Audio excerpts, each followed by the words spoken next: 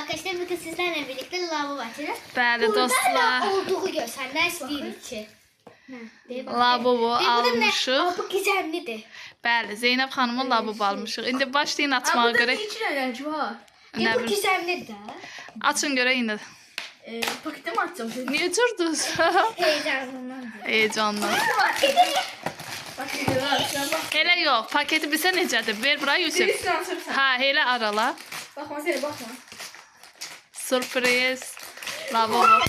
Yani bildim ben buradan birisi çıktı. Buradan birisi çıktı. Sürpriz lavabo. İndi belə başından basın.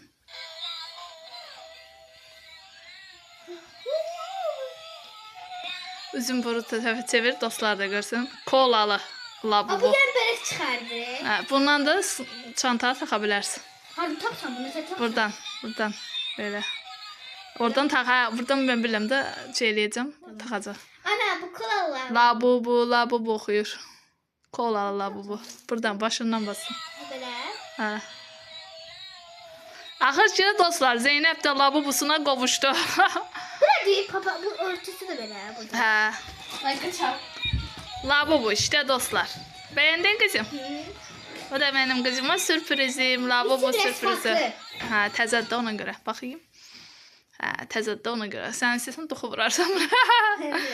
Evet dostlar, bu da Zeynəb xanımın lavabosu. Korkunç değiller anam. Bəli, çox qorxunc. Suratı var. Hayır, yapamazsın bunu. Davay, sağ olun dostlar. Buyurun.